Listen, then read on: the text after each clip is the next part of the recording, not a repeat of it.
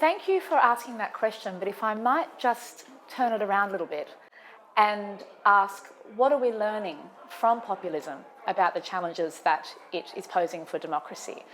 And from my point of view as a legal theorist and an administrative lawyer, I'm particularly interested in what populism, populist movements, populist forms of politics, populist patterns within constitutional orders might tell us about the way that relationships between governments and their citizens and subjects are breaking down. There's a story somewhere in there about fundamental failure of responsiveness between governments and citizens that populists are responding to, and that we have to take that lesson seriously in our examination of what the problems might be, but also in our consideration of what responses we might give to them. For my own part, I come at these questions from a somewhat unorthodox angle because I'm not a constitutional lawyer and I'm not a democratic or political theorist. I'm someone who's interested in the way that government power actually touches those that are subject to it, which is what brings me to the area of administrative law and a particular interest in the administrative state. So as we go looking for a deeper understanding of populism and the challenges that it poses, my contribution would be to consider where our units of analysis are in this picture. What aspects of constitutional order are we looking at when we're asking ourselves that question?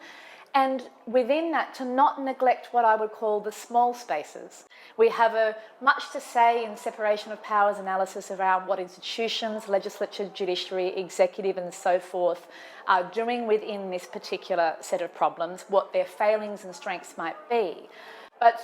we often, as citizens and subjects, don't have direct interaction with those primary institutions of a constitutional order, but we do have a direct interactions with the entities of the administrative state, the way that government power is exercised, the way that government functions, services and roles are actually delivered to us. So in the study of populism, in the study of its effects on democracy, and in the study of how constitutionalism might be thought about to respond to that,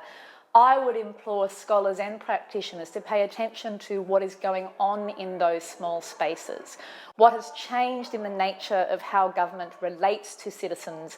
in the last decades that might, and again this is an empirical claim to some extent, that might have made a significant contribution to fomenting populist politics, and that we might be able to look at these institutions and processes and the way they set up their relationships with us as registering the patterns of populism and populist politics and constitutionalism. So what can we learn in our inquiry from examining those kinds of spaces, and what might we need to think about? What are the nuts and bolts issues we might need to think about in rebuilding relationships in a more responsive manner if populism is to be understood at some fundamental level as concerned with government failure?